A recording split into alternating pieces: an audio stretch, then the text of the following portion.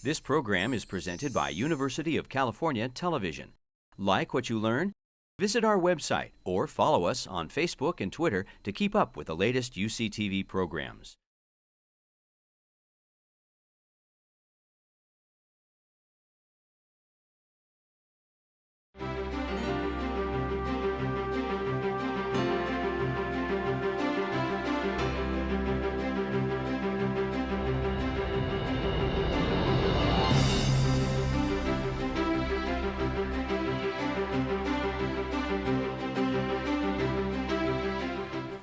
So first, we have Jeremy Weiss, who is a senior research specialist in the Department of Geosciences at the University of Arizona, where he works to assess the impacts of climate hazards on natural resources and applies geographic information systems and data visualization to scientific data generation and communication.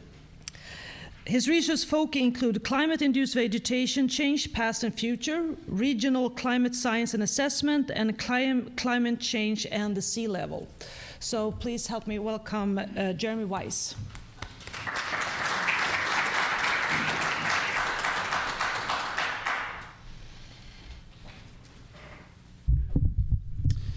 Well, thank you, Lisa, and good afternoon, everyone. And I'd especially like to thank Janet and the rest of the organizers for giving me the opportunity to come to Santa Barbara for this really exciting experience. I'm going to go ahead and get started, as after all, this is a lightning talk. If you were to ask me what I spend most of my time reading when it comes to sea level rise, it's really on the physical science behind the factors that change sea level. Yeah, I'm thinking about things that are going to be adding volume to the world's ocean, the input, glaciers, ice caps, as well as the polar ice sheets. I'm also going to be I also spend a lot of my time reading about the behavior of the polar ice sheets as far as what is really driving their losses. Is it due to simply warming air temperatures and they're melting at the surface, or are some of the ice streams that are discharging at their coasts speeding up and hence adding more volume into the oceans that way? I'm also concerned about reading a lot about the ocean processes that go into this in terms of circulation and density changes. You're really looking at regional scale phenomena. And an example with the circulation would be the Gulf Stream, its behavior in the future under climate change off of the northeast coast of the United States. And in terms of density changes, we're thinking about as the oceans warm and as well as their salinity changes. In addition to that, I'm also thinking ahead in terms of future sea level rise and studying about projections or estimates of what sea level might be. And at present, in the sea level rise science community, there are different ways to go about doing this. We have Earth system models, which are basically, I don't even know the number, how many lines of code of mathematical formulas that are used to describe the physical processes going on around the globe. We have semi-empirical models, which is an approach to looking at the correlation between past global temperature and past sea level rise. We have geological or paleo studies that are using proxies to infer environmental conditions in previous epochs during Earth's history. And we also have physical constraints where, for example, glaciologists will go out and try to estimate how fast some of these changes, for example, with the polar ice sheets, how fast these changes could ultimately be. Now, as Doug was mentioning a little earlier today, I was part of a group that went out and surveyed this literature. And if you were to do that, you'd find a wide range of plausible estimates for sea level rise by the end of the century that range from under 0.5 meter to upwards of 2 meters. And again, this is including all those various approaches that are available to the science community right now and being developed. So we have this tremendous range, really, of uncertainty in terms of what future sea level rise will be at the end of the century. And in the context of this report that I was a co-author on, we took the scenario approach to try to grab a little extra meaning out of that wide range of uncertainty. And if you remember from Doug's presentation, he had a time series graph where we had 4 scenarios listed. And those scenarios range from the lower end of the estimates up until the high range of the estimates. Now, I wanted to note, in terms of scenarios, when we're thinking about it from a physical science modeling perspective, they do not predict future changes, but describe future potential conditions in a manner that will support decision-making under uncertainty. You're not going to be able to have a scenario for every increment of sea level rise that's plausible at this point. You're going to want to strategically pick a few that you can work with under your own constraints.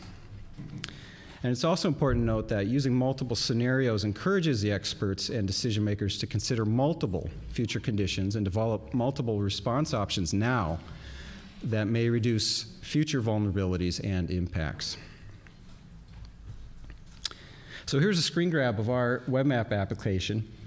And in contrast to Doug's, which is geared towards an audience of decision makers and coastal planners and people who are more involved in those lines of work, ours was really geared towards general public consumption. It's an intuitive, simplified interface in which, for example, when it's first opened, the 1 meter elevations that are less than or equal to 1 meter are initially highlighted. And the reason for doing that is that we wanted to link what we know about science, the sea level rise science that's out there today, and 1 meter, of course, being in the center of that range of plausible future amounts. We wanted to link that science with what people experience, that is, the places on the map that they inhabit and that they recreate in. But as you scroll down in our table of contents, as far as looking at the different elevation levels, you'll notice that it goes upwards from 2 to 6 meters. And so why did we do that? I mean, above 2 meters really isn't within the plausible range of sea level rise scenarios for the year 2100. The reason is this. By 2100, the current projections are that the global temperature will be about 8 degrees Fahrenheit above current day. And that's going to be enough to essentially lock in 4 to 6 meters of sea level rise over subsequent centuries. And how do we know this? Some of the paleo studies of previous epochs in Earth's history have showed us that when Earth's temperatures are at this level, that's the height of the sea.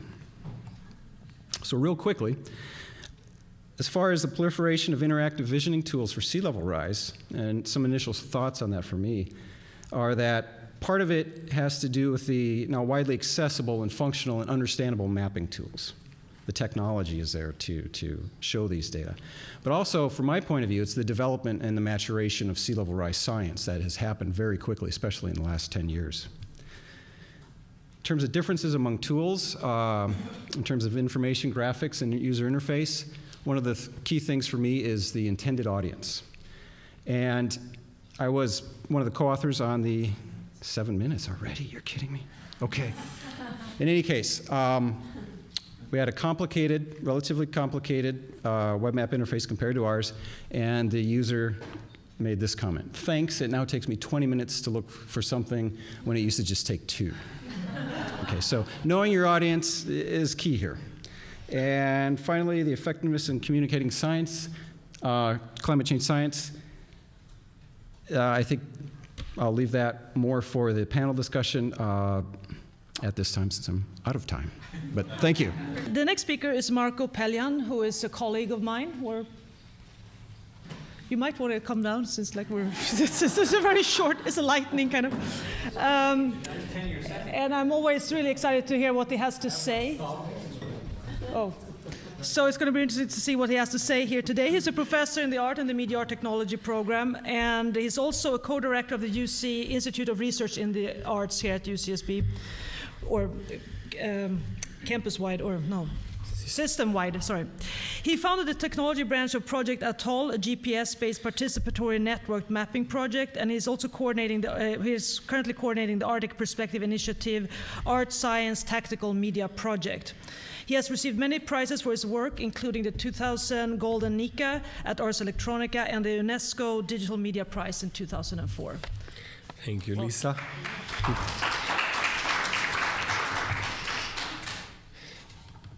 I was under the impression that, the Pecha it said Pecha style, not Pecha.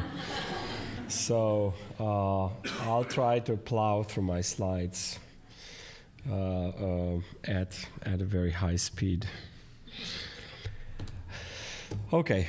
I recycled a little bit a presentation that I did at a conference in Australia just recently, but it's sort of very, very appropriate. It's not recycled. There's much more stuff in this one, in a different aspect. As Lisa said, we are artists. We are also engineers. Sometimes we build our own tools, and I guess my presentation will be a lot about building these tools. My background is in art, but I also have been working with radio and the electromagnetic spectrum, and from my childhood on, I was 10 years old when I was part of a radio amateur club. I come from Slovenia. And we had something called the Technical Culture Societies in Socialism. And one of my colleagues cracked the sort of encoding for the first Meteosat satellite. The European satellite, and we built these Meteosat receivers, and there was 4 of us with huge 10-foot dishes, and every morning we would get the fresh picture of Europe from the point of view of the equator, and that's sort of my background. This is another picture, though. This is MODIS, one of my favorite instruments, and I've been since working a lot with satellite data. My work has really been concentrated. Part of my work, not all of it, to the Earth's poles, the Antarctic and the Arctic. First the Antarctic and later the Arctic. And we've done a lot of work in the Arctic. The project is called Arctic Perspective initiative, and it has a website, so you guys can look at it later. Mapping, this is like one of the comprehensive maps of the Arctic that we created for a project with a lot of different layers. It's a physical, it's not a digital map. It was like a huge wall piece. But I also, talking about tools, we built this project with a lot of collaborators that ran from 1997 to 2007. It was called Macrolab. And its sole and only and very complex purpose was to basically concentrate on 3 global dynamic systems: weather and climate, migrations in all kinds of ways, and telecommunications. And the idea behind Macrolab was that basically if you would understand how these 3 systems interact, you would be able to build an Earth system model that is way beyond what we have today, because it would encompass, of course, also all the economical data and all of the sort of world's telecommunications and everything that is in them. So that's why it resides in art, because science cannot think this way. You would need probably 10 Macrolab universities devoted to this project. But utopia is sort of where we are very comfortable operating as artists, and that's why we build Macrolab. This is a self-portrait of Macrolab from a satellite. You can see it there on the island, and this is the actual picture of it. But in terms of tools, we built also weather stations, a lot of them, before this became quite a popular sort of hobby. This is one of the larger ones that we built, and it's still operating in Dron in Modland in Antarctica. This is my colleague Adam Hyde, who is peeking out of the laboratory there. This is a project that was sort of supposed to be finished in 2007, as Macrolab is supposed to be this structure and move around the Antarctic. But as the engagement with the Arctic has really started, also at the same time, I discovered that in the Arctic, of course, there are a lot of people live in the Arctic, much more than we are used to think and believe.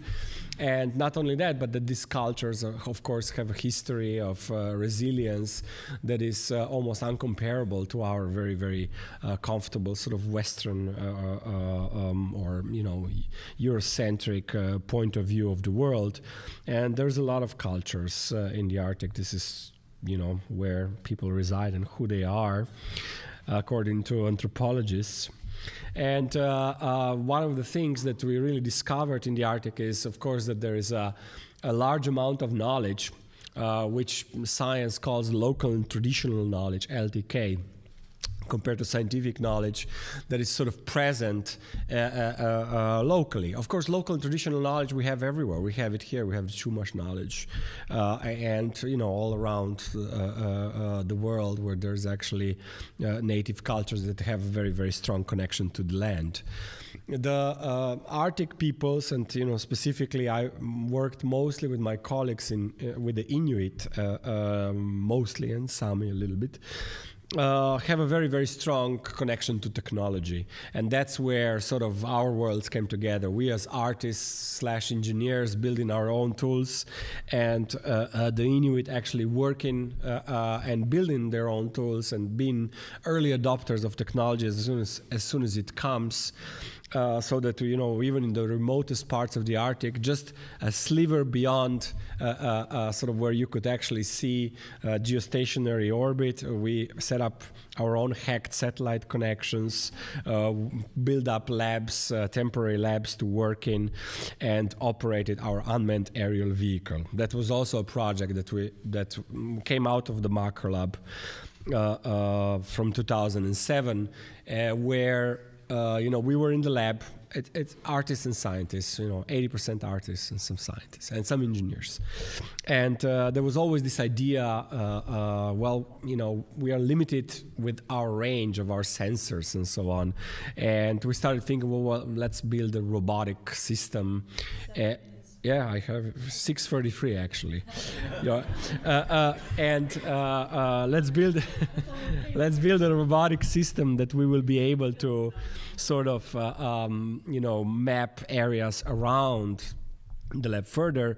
And 5 years later, and a lot of headaches and so on, we built this Brahmor unmanned aerial vehicle, with which we can create, instant orthophoto maps like these, which are simple mosaics.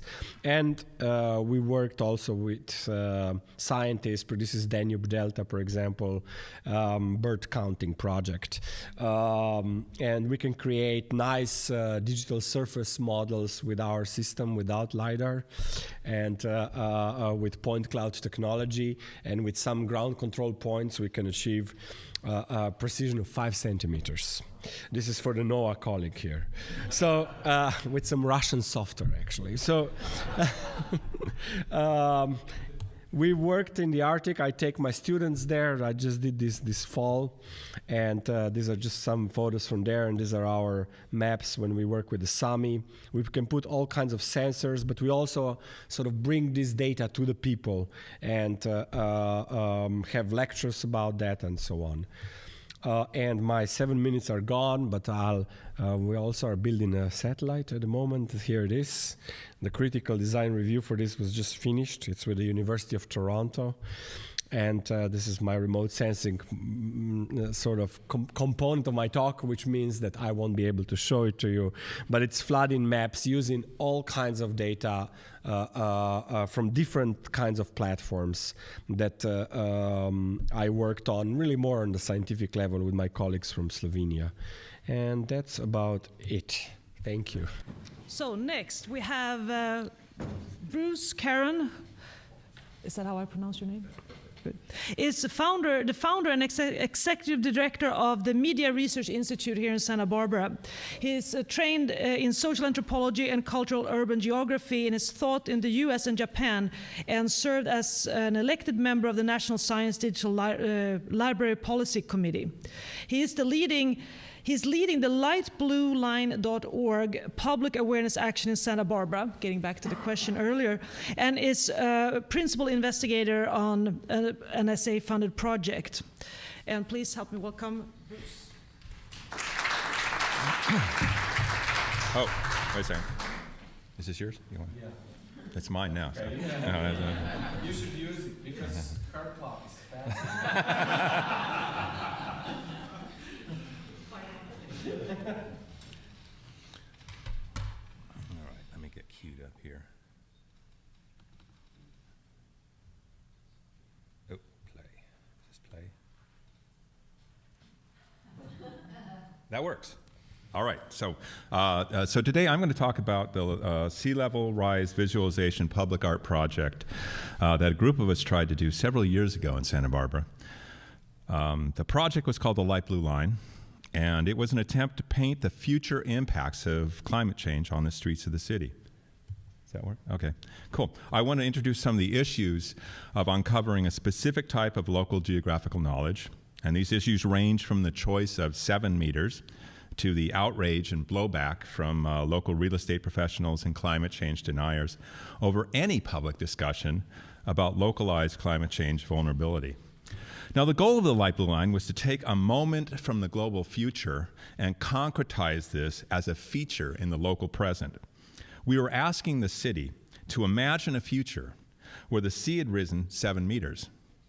We'd hoped that this imagination would start conversations and spark learning moments about anthropogenic climate change.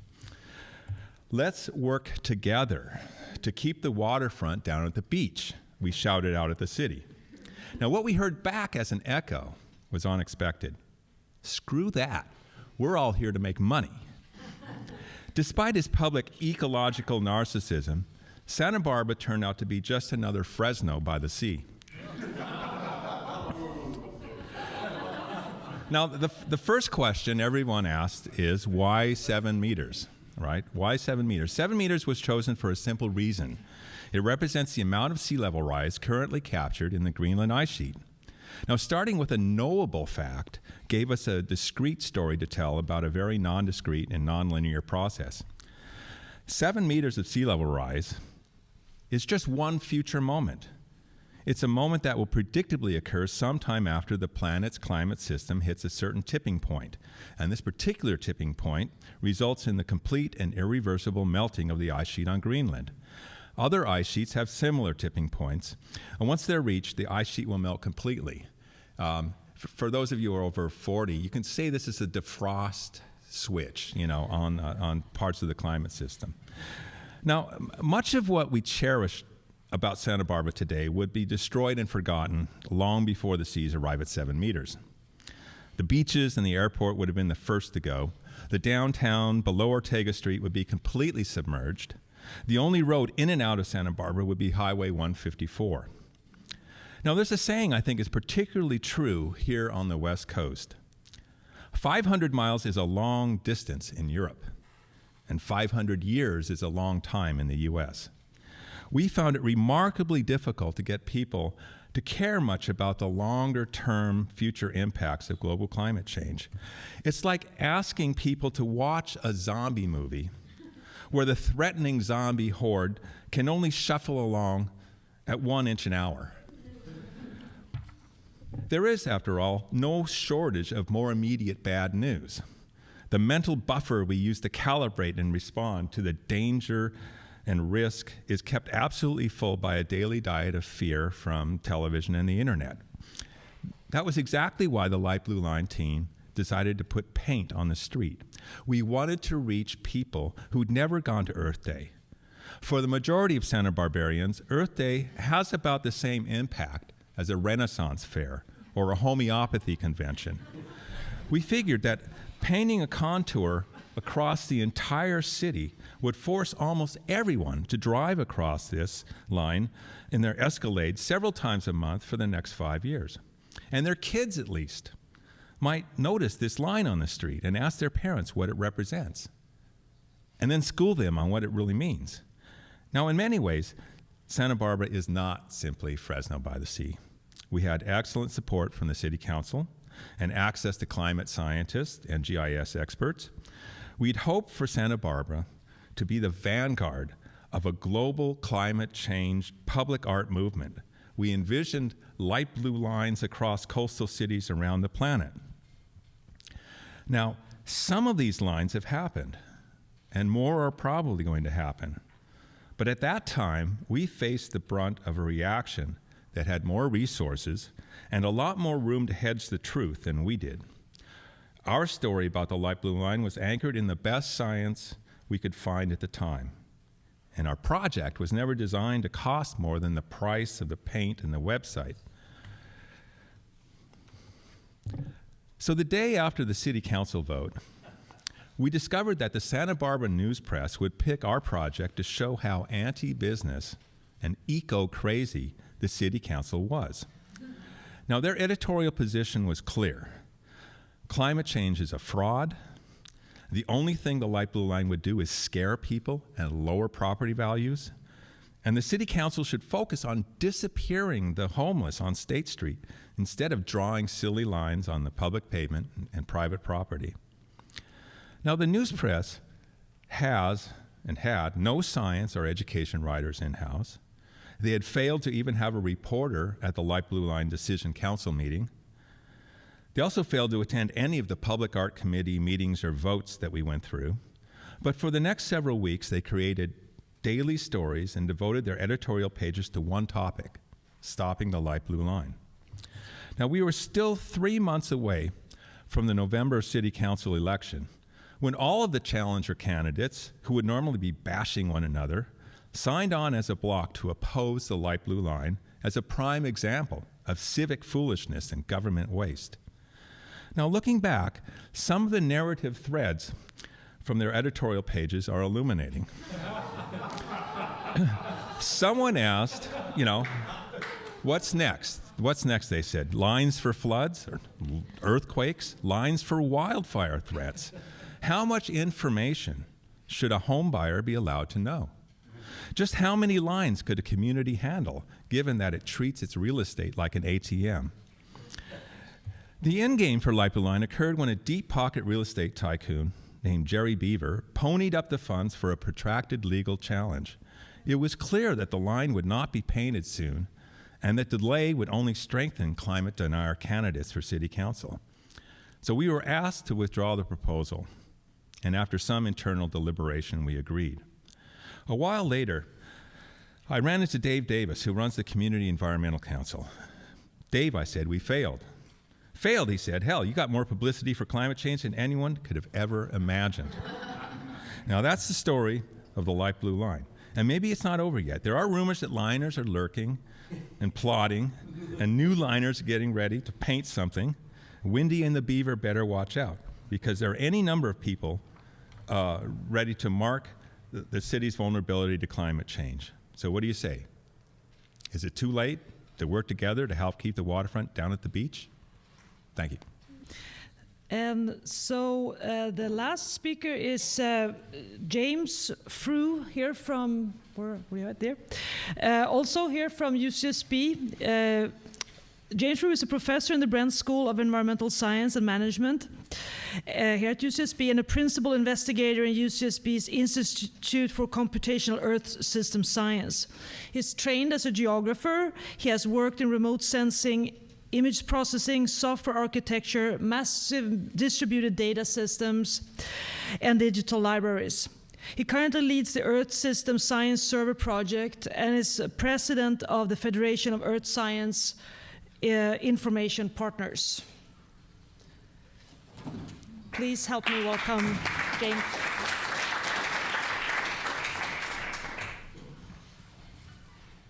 There was am I live? There was a former president of the Earth Science Information Partners there glowering at me that I am no longer the president of the Earth Science Information Partners. That's okay.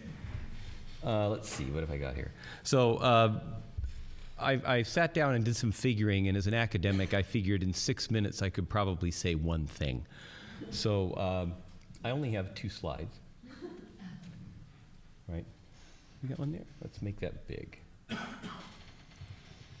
Okay. So, one of the things Bruce didn't mention about the light blue line activity was that one of the ways that we tried to get it in people's faces was by attending things like Earth Day and homeopathy conventions and stuff like that. And we had booths, like everybody else does there, and hanging from the sides of the booths were these posters that we made out of these maps that we created showing the 7-meter inundation contour. And any of you did anybody see any of these back when it was live? Anybody here that remembers any of that? Yes. What? Yes. What? Okay. I didn't, and I'm surprised that I missed it, yeah. Well, I mean, there were a lot of booths there. You might have got hung up at the water filters or something. But anyway, so I was actually kind of proud of this map, especially since my grad student was the one that actually did the design on it, and he has way better graphical sense than I do. But I was a little bit concerned as I stood next to this map and watched the reaction of people when they came up and looked at it. And those reactions basically fell into 3 categories. The first category was, this is all BS and you guys are just feeding us a big line about something that doesn't exist and whack, whack, whack. And I expected that. Okay, that's fine. But the other reaction was looking at the map and saying, let's see, uh-oh, I live here. My house is going to be flooded. I live here. I'm okay. Okay? Or for the few, I live right near the line, but just on the right side, I've got a beach house. Yeah. Okay? And, I understood where they were coming from because my house, while not on this map, is comfortably above the line, so I understood the relief at not seeing one's house drawn at the bottom of a lake. But really what that did is that made me think about what a mixed message a line sends, okay? Because when you draw a line, you're making a distinction that says on this side of the line one thing, on this side of the line the other thing. And here, the message is quite plain. On one side of the line, you're swimming. On the other side of the line, you're not. And that really undersells what's going on here. Very few people picked up on, as Bruce pointed out, that nobody lives on Highway 101, unless you're. Nobody lives on the railroad track. And yet the fact that the railroad track and the highway are flooded here is way more consequential, pardon me for saying so, than that your house is flooded, okay? I mean, that's the end of Santa Barbara as we know it if our transportation network is interrupted like that. But, that message doesn't come through very clearly here. The message that my house is underwater or not comes through very clearly in a map like this, but the larger community message of what happens doesn't come through very well. And I take as much responsibility for this as anybody, but it was something that wasn't really clear to me until I heard everybody responding to this map as an individual, okay? That it's difficult to respond to something like this from a community perspective if there's something on it that also affects you personally, perhaps in a different way than it affects the whole community. So kind of riffing on some of the stuff Bruce said, now I'll show my other slide. Okay, I lied. My other slide's a program. So there's the line drawn on Google Earth, which isn't terribly edifying. But let's see what happens if we draw this as a set of inundations. Okay, turn that off. All right. So, let's slide that over a bit. Let's turn the line off. We have a little bit of a registration error. There we go. Come on, go away. So here, if we zoom out a bit, you can get a real sense for what's going to happen to would happen to our community if we actually really did have 7 meters of sea level rise. Now, that's a community-ending event. All right, no airport. One of the exercises I give to my GIS class is take the inundation information for downtown Santa Barbara, and this is, I think, Doug, you were talking about this, like one of the things you look at is property values. We take a parcel map that the city gives us that shows how much every parcel's worth. Used to show who owned it, too, which was kind of interesting, but they don't release that information anymore. And we flood it, and we sum up the value of the parcels. So just for the 7 meters, just for this amount of sea level rise, what do you think the value of the property is that's flooded? Just the assessed value of the property is about $3.5 billion. Okay, $3.5 billion of value just evaporated by this. And that's the assessed value. And if you're a Californian, you know what a bunch of hooey assessed value is, okay? You know, the actual value is a heck of a lot more than that. So, and again, so that's $3.5 billion of property value sunk, and that's noise compared to the rest of what's going on here. As Bruce pointed out, the only way out of town's over 154. Santa Barbara becomes an island. So you go, okay, well, you know, federal government, come in and save us. You know, if something like this happens, they're going to be a lot busier with New York, Los Angeles, San Francisco, Texas, you name it, okay? So an event like this has consequences that are really difficult to imagine. And I think we need help in figuring out how to imagine those consequences. I'm not going to show you a fancy animation of something like that because, you know, I don't know. We've now reached the edge of my graphical skills, all right? So I wouldn't inflict anything else on you. But, you know, I do know that there are stories to be told here about what this means to a community, not just what it means to a particular person standing at a particular elevation, okay? With all due respect to Doug's example of the courthouse, yeah, those guys planned really well, but I don't think that, custom house, I don't think that custom house is going to be terribly useful if it's surrounded by 2 feet of water, okay? I mean, not to say that people won't wade through the 2 feet of water to go see a cool old building that happens not to be flooded, okay? But I do think that there's a bigger, more connected story to be, am I done? More connected story to be told there. So I would love to start a conversation about that and hear people's ideas on how we tell the bigger story here, of the knock-on and the interconnected effects that come from sea level rise. So thanks. Yeah, I would first like you guys to, now when you heard each other's talks and they were really interestingly interrelated and a great selection of people, I would say. So it would be interesting to hear if you have something like the stuff that you didn't have time to say because it was very short, and like maybe also in the light of what the other people were saying, if there's something first you would like to kind of just have a little bit more time for each one of you before going on with questions. I want to ask Marko, I mean, the Arctic and the Antarctic are the first places where the flush of global warming happened. So, yeah, I mean, what was the question? So what are your? I mean, they're like the canaries in the coal mine. So what? Yeah, that was the reason why the interest of Marko Lab as a project looked at the Arctic and Antarctic. In the early 90s, when the project was started, climate change was not a very big topic. It was very difficult even to talk to people, especially from the sort of art science point of view about it. And of course now it's a different story. And this data, a lot of the data that we have and the sort of participatory, GIS models were not available. So it was a very different way to collect information about the global sea rise in the beginning of 90s, pre-internet as it is now. So I'm pre-public internet. But for me, it was clear just by reading literature that's the two regions that are of interest. Antarctic was also interesting politically for me because it's the only transnational sort of territory on the planet besides the seas, right? So it's sort of the only real potential utopia, and it looks, well, there's no really cultures there except the culture of science and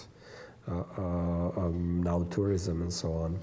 But in terms of just, as a quick reply to what you just asked as a question, and my own experience, because the last 3 minutes of my talk were devoted to this participatory project that we are working on in the Arctic called Sinuni, the landing Silamilu Nunamilu Nipiruti. It's in Inuktitut. It means we called it the landing climate recording device, and it's a set of meshed sensor networks that people would use while they go out on the land and so on. They collect basic environmental information, atmospheric and so on. But for example, we also are now implementing like a methane sensor and things like that, so that you would start having this rather high resolution, multi-data points, complex maps, and the data would be owned by the local people and shared with the scientific community and so on. So it's a very different kind of approach when the people really live connected to the land and so on. And I think the problem of Santa Barbara, and when people see this map, is exactly this, you know, in an Inuit community, it's a community, you know, everybody is involved with the land and they understand that they are very dependent on it on multiple levels. Whereas in our societal structure, it's, you know, okay, I live here, you live there, so I don't care, you know. I will live probably for 40 more years, you know, and that's it. And it's really a different kind of sort of worldview. It's depressing, like that we don't have this sense that getting even the railway out, that would, or the airport going out, that we don't really sense immediately that would change our lives. That we were first things about our house. It is kind of interesting. But of course, we also know that we are dependent on at least the infrastructure, but maybe not on the environment the way they do. But yeah, it's still, until you experience lack of infrastructure, you don't know what it means. Yeah. Right. So that's, you know. Anyone else wants to add to the review? Yeah, just to carry on with that particular concept, you know, when James was talking about, you know, individuals coming up to him after reading the map and saying, I'm on this side of the line or I'm on that side of the line, and all the inherent problems there. And then going into talking about it more on a community scale.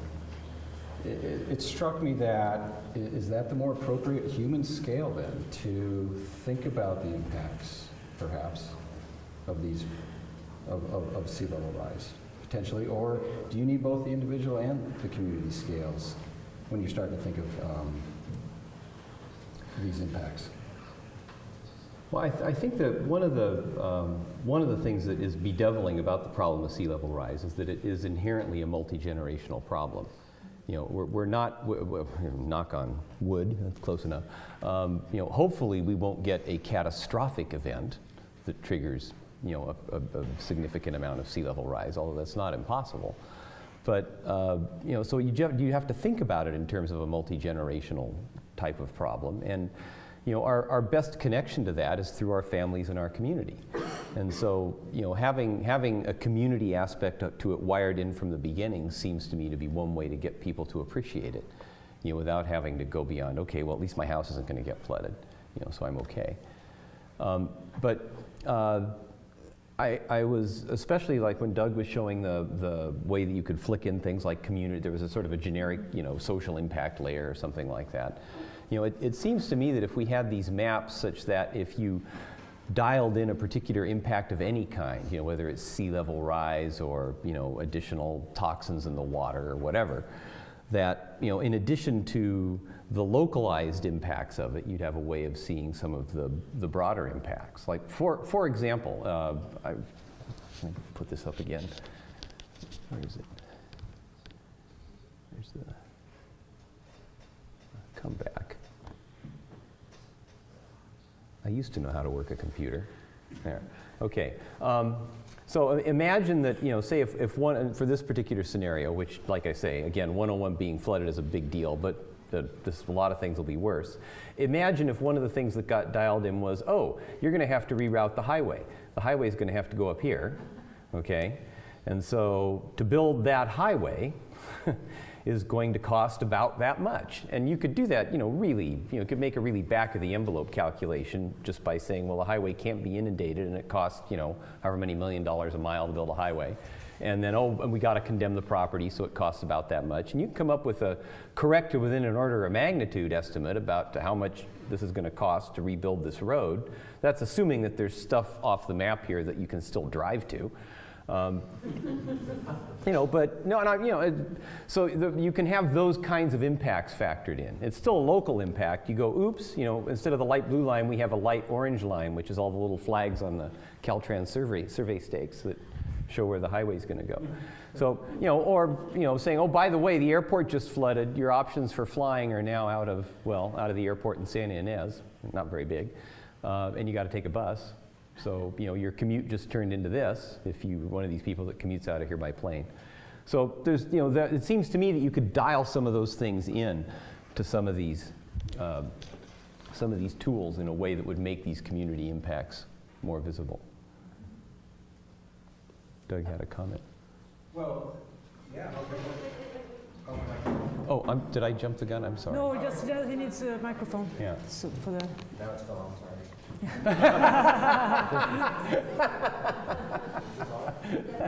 Okay, so I was thinking about that because then you can do it for your community, but if you start talking about the impacts, you're saying, oh, we'll have to use this airport. Then you have to even go farther out because the other communities are all impacted.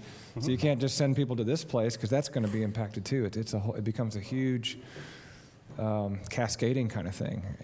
It's a real I'm just wondering here, that's kind of not such an exciting thing to think. It could be. I think it could be interesting to think about as a movie kind of thing, imagining all these different effects. But right now, the movies that we see, which I love to watch, like the Day After Tomorrow and so on, where you see the water coming into New York City and that kind of stuff. It's just very. I mean, it's kind of sublime with these major catastrophes, seeing how it's just nature overtakes our structures, kind of, and it's amazing to see. So for me, when I started to look at some other site where I could, do this visualization, and I saw that my house, which is somewhat up towards the Mesa, would become a waterfront house, and that was the first I was scared about the tsunamis. That's why I went to the site, and then I realized. It was because it was a tsunami warning. Then I realized I'm safe for the tsunamis, and then I started to look at it and realize, okay, the waterfront house, and then where should I go and get my groceries? I realized I will be on the same island as Lazy Acres, exactly. I will be on the Lazy Acres island, and that's okay. It's a good story. I mean, and then in my mind, there's this 48 hours. Yeah, exactly. This movie started to play out in my head with this really amazing water landscape, and we meet up at Lazy Acres, and but it's just weird because these movies, it has this kind of beauty, like these images that you showed also with the beachfront in Santa Barbara. They have this they look amazing. The water on top of the landscape, with the houses and everything, it's just very sublime, actually. So it's weird. It makes it difficult to imagine all these other things because it has such a strong draw, just visually and artistically or poetically. I think how when we see the idea of having whole cities being submerged by water when they make dams and so on. It's just something very dramatic and easy to get a hold of us. So I don't know how to get this other stuff equally strong. Except when they build a dam, usually the first thing they do is they slick the city. So what they're covering is a bunch of foundations. Yeah. They're not in. Yeah, they don't. Yeah, but in the movies, they show it as with the church tower sticking up and so on. Of course, that's not really happening, but yeah. Yeah. So one thing about the 7 meter is, we talk about sea level over the next 100 years, and that we're talking 6 feet. Yeah, right. This is Greenland melts, and that is a minimum of 500 or 1,000 years just for the physics of melting that much ice. So it seems like people respond to, well, this could happen in my lifetime, or my house. It's like, well, there isn't a chance in hell that any of our houses are going to be here at the point that map actually becomes reality, which I think it probably will. So does that then, how do people respond to that, and is that then a useful image for why you should worry, or is that so cataclysmic and yet so impossible within a lifespan that it's actually not a very functional image? What do you think about those dynamics? We actually used it just to get a sense of the larger scale of what's happening in the longer human future.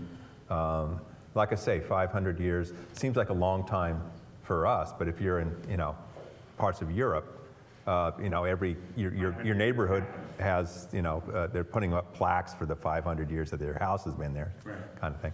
So it's like Colbert says, we've already lived 500 years. Well, wait a minute, there's so we can imagine a 500 years on the other side of it. We can't do that here so much because our house was built in 1957 or whatever. So Or 73 after the last one burned down. So what I'm saying is that this was a starting point, okay? We're trying to start with a story that it opens up sort of the larger imagination. And then let's say, well, okay, so in the next 50 years, if it goes up, half a meter, that's going to take out, part of the airport. It's going to take out the water purification. It's going to perhaps affect the aquifers. And so we're going to be, and so this was sort of like, the slap in the face for people. But you're right. As soon as people say, well, how long is this going to take? And that's why the news press did this thing where it's going to be 10 years. I said, and I said, well, no, of course I remembered the conversation with the intern, right? Which I said, well, this is like a 500-year process, but we really only have a decade window to address to act, right? And so the next day you get it, there's this, oh, it's going to be in 10 years, right? That's why I was getting death threats, right? So. Yeah, I'm wrestling with the same type of thought that you just expressed as I'm sitting up here now and over the past number of years is the immediacy of the issue. Is it there or is it not there for so many people? And it's been tough from my experience, or at least challenging, to try to communicate some of these more longer range impacts that the science is slowly piecing together as far as consequences of the emissions of so much greenhouse gas, so many greenhouse gases. It's been really challenging to try to structure the conversation, or in the case of press release, the quotes, such that you're getting the right message across in terms of what meaning you're exactly trying to convey. And at least in the case of thinking about the end of the century, people born today might actually be experiencing that. So we're actually within, theoretically anyways, generations of reach of some of these impacts that we're thinking about projecting. And getting further into the subsequent centuries, it's a tough task to communicate that to even an informed audience. But needless to say, it still is an important issue. I mean, it's not as though everything's going to stop in 2100 either. We have to think about the longevity of some of these issues, and with the immediacy of so many other things going on in the world, it's very difficult. And I think that once you start to think of, how can we figure this out in a more immediate time scale, more short-term type things, it's the events that we're starting to experience. And being on that group that put together the multi-agency report on sea level rise scenarios, I was reading up on some of the literature before going to our initial meeting and workshop, and I was struck by how even just nominal amounts of sea level rise, talking about tens of centimeters, something equivalent to what we've already had in many areas over the past 100 years or so. Just even with nominal amounts of sea level rise, once you get a storm surge come in with a high tide event, suddenly your impacts just go off the charts. And it's really something that in some cases you hadn't experienced yet historically. So, perhaps, in terms of the effectiveness of these things, communicating climate change, it's going to be a tricky balance as far as thinking relatively long term, and then with the stuff that Doug's trying to incorporate in his tool with storm surge and such to get more on the short term and more on the planning horizon. I'm curious about whether or not the survival of non-human communities and systems, non-human life, ever enters into these figurations. I mean, I haven't really seen a lot on that, but I'm not. I haven't studied this or researched it to a great deal, but we've talked a little bit about, which kinds of communities are given attention and which are not. What about non-human communities and habitats that sustain us via other life that sustains us? Well, in terms of overall climate change, there are lots of people studying how fast the trees migrate as opposed to the temperatures that they require and how the forest can't keep up with it in lots of places. And then your tool has also marshland, whether the marshland is going to be able to move or not. So there is an awareness of this. And people say, there's not going to be any more, fall foliage, maple syrup coming out of Vermont and this and that. And if you live in Vermont, that's kind of horrifying to think that your kids aren't going to. But I do think that, I've looked at some climate change analysis where you do see the non-human represented, and certainly the question of forest and drought and all these things are part of the larger questions that we're looking at right now. But it does strike me that it's part of the same problem that we were talking about before, where instead of looking at infrastructure, people are looking at their own homes. And one of the infrastructural issues that seems to be so crucial is just larger ecological infrastructures. And I know that, again, in some broader climate change analysis, of course that's important, but with the sea level rise, that would also be a relevant issue. And it doesn't, I don't know, it just hasn't seemed to come up as much as I would expect. Red line will make a nice reef, actually. Yeah, there you go. I think that as a culture, humans, clearly we're not wired to be very good at prediction in general, and Western culture in particular, and also because there is a very, very there's a tendency to there's no civilizational memory anymore. We are sort of bombarded with data, as we've seen in your slide, on so many levels that it's very, very hard to distinguish a pure signal in this. And that's the nature of the Anthropocene. And I think that's really a much more structural problem. Even to look at the world through capital value of land is sort of ridiculous when we talk about this kind of timescales, right? So hopefully somebody will finally figure out something else than capitalism in 500 years. Or, we will self-destruct as it looks like we're going in that direction pretty successfully. So, and then we'll maybe try to colonize another planet, but maybe it will be too late. So I don't know. I'm not very optimistic.